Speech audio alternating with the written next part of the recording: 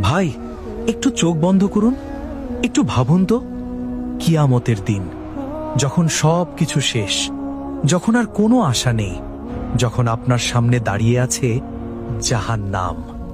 হ্যাঁ, জাহান্নাম। এটা কোনো সাধারণ আগুন নয়, এটা কোনো মৃত নিস্তেজ শিখা নয়। আল্লাহর কসম, এটা একটা জীবন্ত, ক্ষুধার্ত, ক্রুদ্ধ জানোয়ার। সূরা কাফের ৩০ নম্বর আয়াতে আল্লাহ তাআলা বলছেন, যেদিন আমরা জাহান্নামকে জিজ্ঞেস করব, তুমি কি পরিপূর্ণ হয়ে গেছো? জানেন সে কি উত্তর দেবে? আরো আছে কি, আরো আছে কি? শিউরে উঠছেন না? একটা আগুন যে কথা বলছে, যে চিৎকার করে মানুষ চাইছে, যে লাখো বছর ধরে জ্বলছে, কিন্তু তারপরেও তার তৃষ্ণা মেটেনি।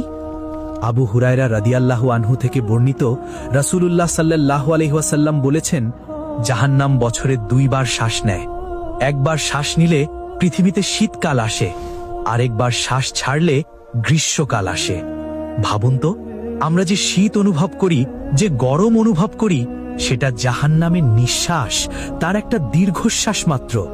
তাহলে তাহলে সেই আগুনের আসল রূপ কেমন হবে, যার নিঃশ্বাসে পুরো পৃথিবীর আবহাওয়া বদলে যায়? কিয়ামতের দিন, সেই ভয়ঙ্কর দিন, ৭০,০০০ রশি দিয়ে টানা হবে জাহান্নামকে। প্রতিটা রশিতে থাকবে ৭০,০০০ ফেরেশতা। হিসাব করুন, কতজন ফেরেশতা লাগছে শুধু জাহান্নামকে টেনে আনতে। আর জাহান্নাম, সে গর্জন করছে, চিৎকার করছে, লাফাচ্ছে, ঝাঁপিয়ে পড়তে চাইছে গুনাহগারদের উপর। হাসরের ময়দানে সবাই দেখবে, সবাই শুনবে সেই গর্জন, সেই চিৎকার। আর যাদের নাম ডাকা হবে জাহান্নামের দিকে, আল্লাহ, সেই মুহূর্তের কথা ভাবতেই বুক কেঁপে ওঠে। তাদের গলায় পরানো হবে লোহার শিকল, পিঠে বর্ষিত হবে আগুনের চাবুক। আল্লাহ জিজ্ঞেস করবেন, তোমাদের কাছে কি সতর্ককারী আসেনি? সূরা মুলক আয়াত ৮। তারা কাঁদতে কাঁদতে বলবে, হ্যাঁ এসেছিল, কিন্তু আমরা মানিনি, আমরা অবহেলা করেছি। আজ আমরা কি করছি? কেউ বলে, আরে ভাই, এত ভয় দেখাইয়েন না, আমার তো গুনাহ খুব কম। কেউ বলে, আমি তো মসজিদে যাই মাঝে মাঝে, যথেষ্ট হবে। কেউ বলে, এখনো সময় আছে, পরে তওবা করব।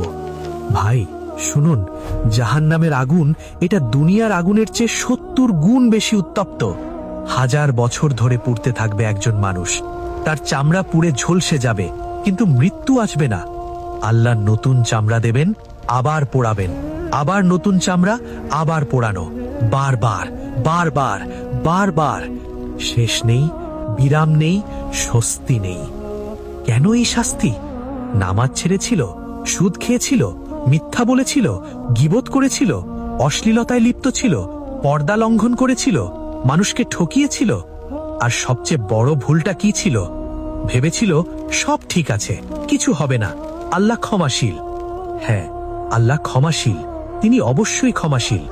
কিন্তু কিন্তু ভাই, তিনি ন্যায় বিচারক তো। যে তওবা করেনি, যে ফিরে আসেনি, যে অনুতপ্ত হয়নি, তার জন্য কি? আমি আপনাকে ভয় দেখাতে চাই না, আল্লাহর কসম, আমি আপনাকে জাগাতে চাই। আজ রাতে যখন আপনি ঘুমাতে যাবেন, একবার ভাবুন, আমি যদি আজ মারা যাই, কোথায় যাব? জান্নাতে না জাহান্নামে? আপনার আমল নামায় কি আছে? নামাজ না নেটফ্লিক্স? কোরআন না গান? সদকা না অপচয়? এখনো সময় আছে ভাই, এখনো দরজা খোলা। আল্লাহ তাআলা বলেন, বলো, হে আমার বান্দারা, যারা নিজেদের উপর বাড়াবাড়ি করেছ, তোমরা আল্লাহর রহমত থেকে নিরাশ হইও না, নিশ্চয়ই আল্লাহ সকল পাপ ক্ষমা করে দেবেন। সূরা জুমার ৩৯-৫৩। তওবা করুন এখনই, এই মুহূর্তে। হাত তুলুন, কাঁদুন, আল্লাহকে ডাকুন, ইয়া আল্লাহ, আমি গুনাহগার, আমি দুর্বল, আমি ভুল করেছি, তুমি আমাকে ক্ষমা করো, তুমি আমাকে জাহান্নাম থেকে বাঁচাও, তুমি আমার অন্তরকে সজীব করে দাও। এই দোয়াটা করুন, কাঁদুন, কাঁদতে পারলে আল্লাহর রহমত আসবে। হে আল্লাহ, তুমি আমাদের সবাইকে জাহান্নামের আগুন থেকে রক্ষা করো, তুমি আমাদের তওবার তৌফিক দাও, তুমি আমাদের অন্তরকে জীবিত করো, তুমি আমাদের জান্নাতুল ফিরদাউস দান করো। আমিন ইয়া রব্বাল আলামিন, আমিন। ভাইয়েরা, আপু বোনেরা, আজই পরিবর্তন আনুন, এখনই শুরু করুন। 5 ওয়াক্ত নামাজ পড়ুন, কুরআন তিলাওয়াত করুন, মানুষের সাথে ভালো ব্যবহার করুন, গুনাহ ছেড়ে দিন। কারণ আমরা জানি না কাল আমরা থাকব কিনা। ফি আমানিল্লাহ। আসসালামু আলাইকুম ওয়া রাহমাতুল্লাহি ওয়া বারাকাতুহু।